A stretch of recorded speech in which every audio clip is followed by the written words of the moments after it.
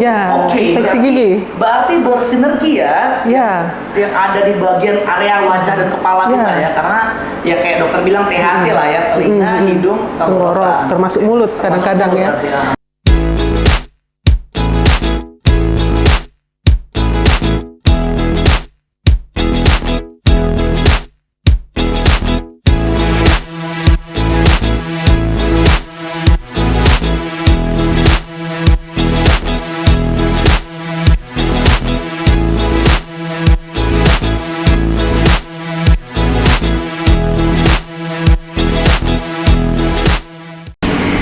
Kalau ngobrol sama dokter cantik yang satu ini, saya yakin kalau pasien datang udah pasti langsung sembuh ya.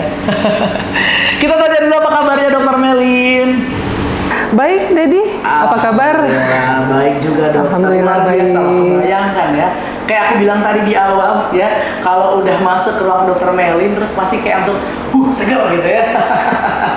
Alhamdulillah. Dokter, ya. Kalau tadi kita sudah menyapa yang sekarang sedang menyaksikan kita gitu ya, menyapa dokter juga gitu, menyapa semuanya yang hadir pada hari ini. Sekarang saya akan mengajak mereka kenal lebih jauh tentang apa itu sinusitis. Karena memang hari ini kita berbincang bersama dengan Dokter Melin. Beliau adalah spesialis THT yang pastinya Anda sudah familiar sekali pasti dengan mendengar kalimat sinusitis.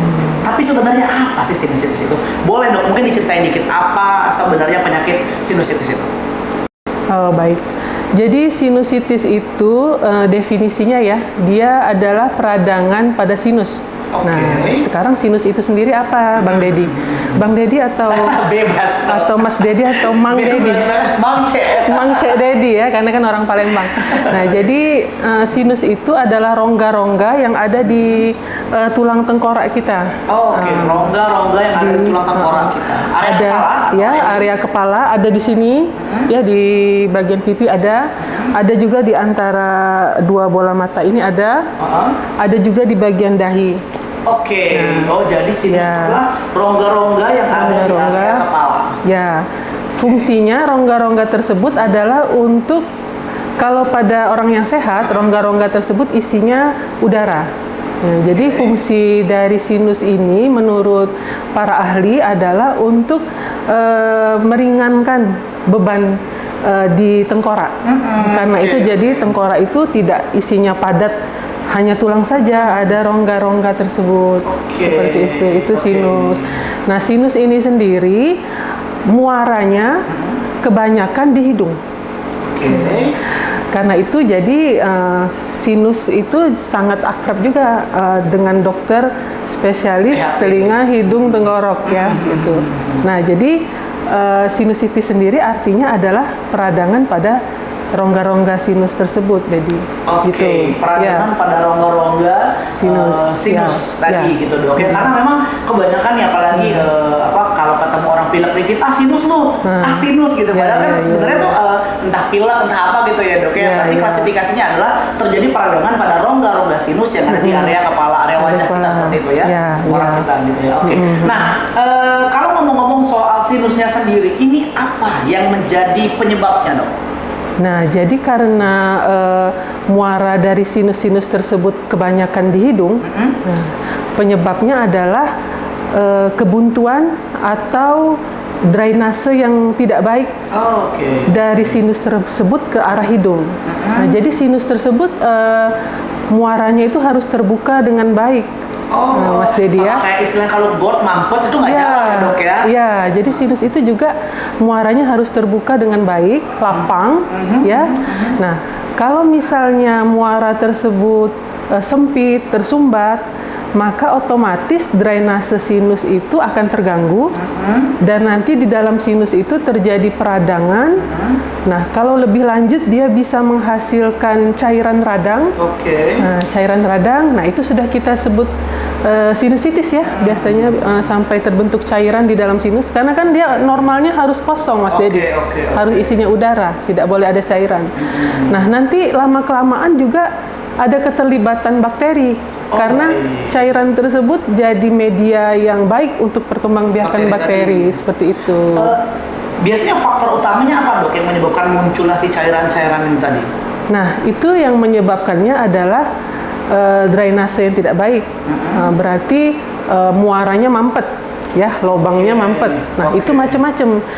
Bisa karena kelainan anatomis, ya, kelainan dari bagian dalam hidung sendiri. Mungkin Mas Dedi pernah dengar tulang hidung bengkok, pernah dengar? Atau kalau dalam bahasa kedokterannya deviasi septum, ya, itu bisa menyebabkan bagian rongga hidung itu menyempit. Bisa juga misalnya orang yang ada alergi, ya, orang yang ada alergi, mungkin Mas Dedi ada di tetangganya atau temannya yang langganan, ya, setiap hari bersin-bersin, bersin-bersin. Pagi hari ya, Dok, ya. Ada yang pagi, ada yang malam, ya. Biasanya mereka sendiri tahu pencetusnya. Bisa makanan, bisa juga debu, ya. Nah, itu kan reaksi alergi itu nanti akan menimbulkan peradangan di hidung. Tapi radangnya karena alergi. Nah, itu menyebabkan penyempitan juga di dalam hidung. Nah, tapi nanti harus dibedakan, Bang Dedi, apakah pasien ini baru tahap alergi, tapi tidak terjadi sinusitis, atau alergi yang sudah menimbulkan komplikasi ke sinusitis, seperti itu. Baik. Jadi tadi dokter sempat saya garis bawahi ada faktor-faktornya, ya, misalkan apakah debu, apakah makanan dan lain-lain, itu juga itu bisa yang alergi, alergi. Nah, alergi. Itu tidak bisa langsung divonis bahwa yang sinusitis, gitu, ya, Dok, ya? Harus ada ini lanjutan. Nah, kalau ngomong hal demikian, berarti apakah ada ciri-ciri khusus, Dok, misalnya fisiknya kah, atau harus dicek ronsen misalnya, atau gimana, Dok? Ya, ada ciri-ciri khususnya, ya. Oh ya, tadi satu lagi, Mas Dedi. Jadi bukan hanya penyempitan pada hidung, ya. Ada juga satu lagi penyebab yang cukup sering menyebabkan sinusitis, yaitu infeksi gigi. Infeksi gigi. Berarti bersinergi, ya. Yang ada di bagian area wajah dan kepala kita, ya. Karena ya kayak dokter bilang THT lah, ya, telinga, hidung, tenggorokan, termasuk mulut kadang-kadang, ya. Jadi gigi itu, apalagi gigi-gigi yang bagian belakang, gigi geraham yang bagian belakang, itu akar-akar giginya panjang, Mas Dedi. Panjang. Ada syaraf-syarafnya juga, ya, Dok, ya? Tentu, ya, tentu. Nah, itu panjang-panjang. Jadi terutama gigi atas, ya. Jadi dia akarnya itu mencapai ke rongga sinus yang di pipi ini, yang di belakang pipi ini. Kita bilang ada rongga-rongga di area sini. Ada rongga-rongga. Jadi hati-hati kalau ada infeksi gigi, atau ada giginya yang busuk, atau ada sisa akar gigi, apalagi sisa akar giginya busuk. Nah, harus benar-benar yang atas. Nah, itu ya harus langsung ke dokter gigi. Kalau bisa dirawat. Kalau tidak bisa dirawat, ya dicabut. Nah, karena itu bisa menyebabkan infeksi pada sinus juga, seperti itu. Ini edukasi yang baik, ya, untuk Anda yang sekarang sedang mendengarkan Bidang Salai, yang menyaksikan juga. Pasti ini sudah mulai nih kebayang, aku ternyata sinus nih. Ada faktornya karena gigiku yang atas nih ada ada gigi yang busuk gitu, ya, Dok, ya, atau gimana. Jadi Anda bisa sudah mulai mendeteksi bahwa tidak hanya penyempitan di rongga-rongga hidung saja, tapi ada gangguan pada gigi pun juga bisa menjadi penyebab atau pemicu Anda bisa terkena sinusitis. Seperti itu, ya, Dok. Nah, balik ke ciri-ciri tadi, Dok. Itu terlihatnya seperti apa? Apakah memang secara fisik bisa terlihat atau gimana? Jadi kalau ciri-ciri yang bisa kita kenali, ya, kenali secara umum, ya, kita mengenal ada ciri, ada gejala, ya, gejala mayor, ada gejala minor, ya. Kalau dokter THT sering menyebut seperti itu. Gejala mayornya itu misalnya sakit di area wajah, ya, sakit di area wajah.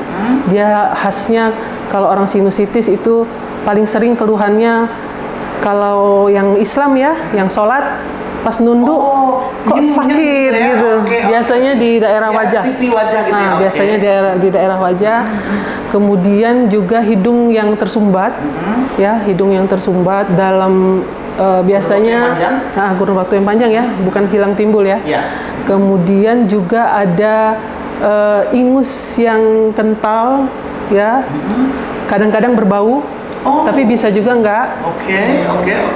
Kemudian kalau dia berbaring, ada ingus kental yang mengalir ke tenggorokan. Nah, itu adalah Itu mengalir dengan sendirinya, Dok. Maksudnya kayak iya. oh, oke. Ya. Kemudian pada gejala sinusitis yang akut juga ada keluhan demam. Biasanya seperti itu. Nah, itu gejala yang mayor. Ada juga gejala yang minor, misalnya dia sakit kepala, ya sakit kepala. Tadi bukan yang wajah ya. Yes. Nah, secara keseluruhan. Kemudian bau mulut juga. Oh, Ya, berarti bau jadi mulut salah juga. satu faktor ya. Iya, karena dia terutama lendir atau ingus atau nanah yang mengalir ke tenggorokan itu menimbulkan bau mulut, Mas Dedi. Ya, silakan dirasain bau mulutnya masing-masing ya. jangan menuduh orang cium bau mulut sendiri dulu. Nah, kemudian Baik. Oh gitu. Jadi Ya. salah satu faktornya, salah satu klasifikasinya tadi ada mayor dan minor gitu, Dok, ya. oh iya, yang minor tadi juga ada kurang penciuman.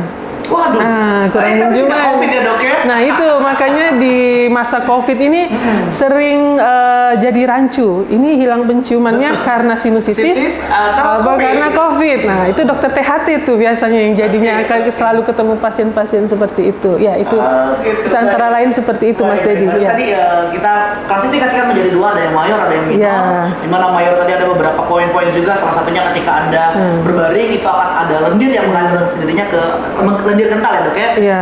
Ke tenggorokan. Kemudian kalau yang minornya salah satunya adalah tadi kalau Anda merasa bau mulut, tapi yang ya bau mulut kan banyak faktor ya, Dok. Ada Iya, karena iya. memang Betul. giginya yang tidak baik, Iya. tapi ada juga yang memang mungkin Anda sinusitis. Iya. Nah, jadi intinya adalah jangan pernah takut untuk memeriksakan diri ke dokter seperti Ya, itu ya, Dok, ya.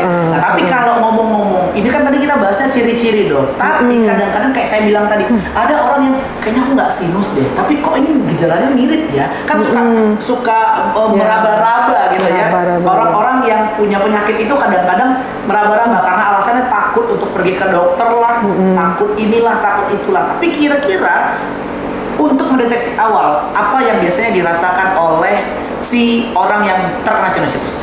Nah, itu tadi kan gejalanya ada yang mayor dan minor ya. Kalau dia ada dua gejala mayor, itu sudah bisa kita vonis kemungkinan ya, Oke. suspek atau Suspek. kalau bahasa kedokterannya suspek, curiga sinusitis. Atau satu gejala mayor dengan dua gejala minor. Jadi misalnya pasiennya ada keluhan hidung mampet dalam waktu yang cukup lama dengan nyeri pada daerah wajah, kita langsung ini suatu kemungkinan sinusitis. Mungkin kita memerlukan pemeriksaan ke dokter atau pemeriksaan penunjang lainnya gitu. Atau orang itu punya satu gejala mayor, misalnya kalau berbaring sepertinya sering ada ingus yang mengalir ke belakang. Terus juga penciuman, apalagi penciuman kurang. Nah, itu biasanya nanti berefek pada selera makan yang kurang.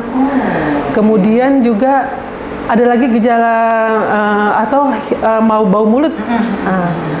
Atau ada lagi gejala mayor, satu lagi yaitu batuk. Batuk Batuk juga. yang seperti apa, Dok? Batuknya yang berdahak ya dan cukup lama, cukup lama biasanya. Jadi kalau dia batuk, kemudian kalau dia ada satu yang mayor tadi dengan dua minor, nah itu juga kita curiga suatu sinusitis yang memerlukan suspek ya, Dok, suspek ya? Curiga. Oke. Ya, jangan langsung divonis ya. Betul, Curiga betul. dulu. Curiga dulu ya. Curiga gitu dulu, ya. Ya, jadi berarti ketika kita sudah punya harap-harap cemas lah ya terhadap diri kita sendiri bahwa aduh kayaknya aku sinus deh, atau enggak gitu ya, atau gitu udah sudah muncul kata atau di dalam diri Anda, segera periksakan. Kalau memang sudah ada dua minor dan satu mayor, itu sudah bisa disuspek Anda tidak sinusitis seperti itu. Ya, Nah, suspek ya. betul, suspek. Jadi itu salah satu ciri-ciri yang dirasakan oleh orang yang terkena sinusitis. Tapi kalau biasanya, Dok, bisakah kita mendeteksi secara pribadi gejalanya, Dok? Contoh nih, selama ini saya tidak pernah pilek yang berkepanjangan gitu ya, atau dengan durasi yang panjang, atau misalnya biasa saya tidak pernah pagi-pagi bersin-bersin misalnya gitu ya, terus tiba-tiba jadi pagi-pagi sering bersin misalnya gitu, terus pilek tapi tidak dengan durasi yang cukup panjang. Nah, itu bisakah seperti itu, Dok? Itu harus kita periksa lagi ya. Oh baik. Bisa Tetap harus jadi, dideteksi ulang, ya, bisa jadi itu suatu pilek biasa Oke. atau kita sebut common cold, Oke. atau yang tadi Mas Dedi, yang alergi itu, Oh, baik. itu bisa juga. Oh, Ya, bisa oke, juga oke, yang oke. seperti itu. Itu ya. Nggak selalu Nggak selalu ya. nggak Ingat, selalu karena sinusitis. biasanya nih netizen Iya. sering kebayangan kalau misalnya ini langsung panik sendiri. Dikit-dikit gitu. sinusitis, kayaknya sinusitis nih. Kayaknya apa sinus gitu. Padahal langsung sebenarnya stres belum tentu, nih. Iya, betul. Bisa Iya. jadi alergi, bisa jadi mungkin memang hanya batuk pilek biasa gitu Iya, ya dok betul, ya. betul. Atau mungkin penyakit-penyakit lain yang semoga aja nggak sinus gitu ya. Iya, Tapi kalau betul. ngomong semoga dok, ini biasanya kalau dokter sebagai dokter spesialis THP gitu ya, pernah nggak maksudnya atau ada nggak klasifikasi usia yang bisa terkena atau bisa mengidap sinusitis ini? Sinusitis. Biasanya usia di atas remaja ya, Oke, berarti sampai 17 tahun ke atas ya? Ya, Oke. karena kalau anak-anak itu pembentukan sinusnya belum sempurna, Mas Dedi. Oh iya, rongganya juga Ya, begitu ya. Oke. hanya beberapa sinus aja yang sudah Terbuka. terbuka rongganya. Tapi sinus-sinus yang lain seperti sinus maksila yang di bagian pipi Pipi. itu belum sempurna. Karena itu kalau pada anak-anak kita harus hati-hati, Mas Dedi, mendiagnosis dia sinusitis walaupun gejalanya mirip ya. Itu benar-benar kita harus hati-hati karena rongga sinusnya belum terbentuk dengan sempurna. Oh baik. Ya, seperti itu. Oke, jadi kalau anak-anak sebenarnya itu belum bisa begitu diklasifikasikan untuk kena sinusitis gitu ya dok ya? Bisa, Ya, tapi karena bisa aja. rongganya belum sempurna. Ya, gitu, tapi langsung. tidak banyak gitu. Tidak banyak ya, tidak ya? banyak. Biasanya Berarti usianya 17 tahun ke atas? Iya, biasanya seperti itu, Mas Dedi. Oke, Ya. oke. Nah, kalau di awal tadi dokter sempat bilang ada gejala minor, gejala mayor gitu. Nah, sinusitis ini sendiri punya klasifikasi jenis lain nggak dok? Atau memang hanya dua itu? Atau ada yang kayak dokter kan sempat bilang ada yang akut, ada yang apa, ada yang Ya. ada nggak? Biasanya kita klasifikasikan akut ya kalau dari onset ya, onset Oke. atau waktunya ada yang akut, ada yang subakut, ada yang kronis. Oh baik. Nah, biasanya akut itu tidak lebih 1 bulan gejalanya. Oke, akut tidak lebih dari Satu bulan, ya. Kalau antara 1 sampai 3 bulan itu kita bilang subakut. 1 sampai 3 bulan. 3 bulan subakut. Nah, di atas 3 bulan itu sinusitis yang kronis. Ya, itu Kronis waktunya. bisa sembuh nggak dok? Oh, bisa. Bisa sembuh ya? dong. Bisa sembuh ya? Bisa dong. Karena saya pernah baca salah satu artikel yang mengatakan ketika Anda sudah kena sinusitis akan sangat sulit kembali untuk bisa sembuh dan katanya ini bisa berulang. Benar atau tidak dok? Begini, jadi sinusitis itu kan tadi ada penyebabnya ya. Ada faktor anatomis ya. Oh ini faktor-faktor pemicunya ya dok ya? Pemicunya ada yang akibat kelainan anatomis, ada yang akibat alergi, ya, ada juga yang karena infeksi gigi tadi, Mas Dedi. Nah, jadi dia penanganannya bukan hanya kita menangani sinusitisnya saja, tapi penyebabnya juga. Faktor-faktor lainnya ya. Jadi kalau penyebabnya kita tangani dengan tepat, ya insya Allah sinusitisnya tidak akan berulang seperti itu. Oke. Jadi kunci utamanya itu Anda jangan mengira-ngira ya dok ya. Ya, Jangan mengira-ngira, yang pasti jangan stres juga. Betul, jangan juga stres, dan yang pasti itu kalau memang sudah merasa ada sesuatu yang mengganggu di diri kita ya langsung ke dokter gitu ya. Ya, Tanyakan betul. dengan orang yang paham terhadap penyakit Betul. kita tersebut. Jangan Ya. sampai mengada-ngada, oh kayaknya aku ini, kayaknya aku itu gitu ya. Ya, betul. Nah, dok, kalau tadi kan kita sudah mengkaitkan dengan faktor pemicunya, kemudian kalau sudah kena sinusitis, kita itu ternyata bisa ditampik ya bahwa kalau sudah kena penyakit ini ternyata bisa juga disembuhkan asal penanganannya Bisa. benar, Ya, seperti betul. itu ya. Tapi kalau kita kaitkan dengan cara pengobatannya dok, cara pengobatannya sendiri itu seperti apa? Apakah bisa self healing atau mungkin memang harus minum obat dari dokter atau bahkan mungkin ada terapi-terapi khusus kan? Ya. Jadi kalau sinusitis, Mas Dedi ya, kita udah nggak self healing lagi, Oh, tapi memang harus ada bantuan dari dokter. baik. Jadi untuk sinusitis kita periksa ya, kita periksa dulu ya. Kita bisa pakai endoskopi. Di Rumah Sakit Bari sudah ada endoskopi ya, Mas Dedi ya. Betul. Mainnya ke Rumah Sakit Bari. Ya. Terus kalau dengan endoskopi masih belum bisa menegakkan diagnosanya secara pasti, kita bantu dengan ronsen atau CT scan. Oke. Dan kita punya semua loh. Rumah Sakit ya. Bari ya. Kita semua punya ya. Betul. Jadi kalau misalnya seandainya Anda merasa ada sesuatu yang terjadi di area sinus Anda, langsung datang ke Rumah Sakit Bari, ketemunya sama Dokter Melin ya. Insya Allah ya. Nah, jadi bisa tanya-tanya sama beliau ya. Terus dokter? Jadi kalau sudah kita tegakkan diagnosisnya sinusitis, nah kita biasanya pengobatan dengan obat-obatan dulu, Mas Dedi. Oh baik. Ya, kita dengan obat-obatan dulu, dan biasanya pengobatannya ini cukup lama, Mas Dedi. Jadi harus sampai tuntas. Baik. Ya, kita apalagi membutuhkan sesuai klasifikasi tadi ya dok ya. Ya. Ada yang akut, subakut, dan kemudian kronis itu juga berbeda-beda pasti ya penanganan untuk masa sembuhnya ya. Ya, jadi pengobatannya itu minimal 10 sampai 14 hari, Mas Dedi. Ya, jadi harus sabar, makan obatnya minimal 10 hari bahkan 14 hari. Nah, kalau 10 sampai 14 hari dari makan obat itu tidak ada perubahan, baru kita pertimbangkan untuk operasi, Mas Dedi.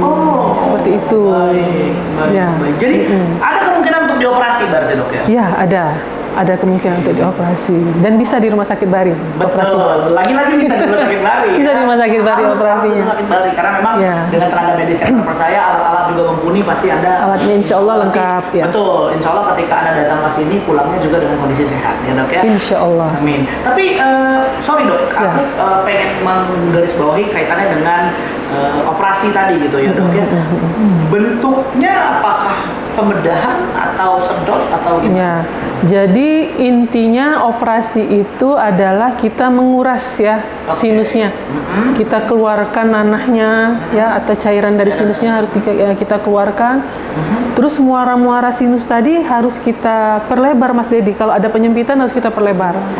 Atau kalau dari hidungnya sendiri sempit akibat ada tulang hidung yang bengkok tadi, yang bagian bengkok harus kita perbaiki seperti itu.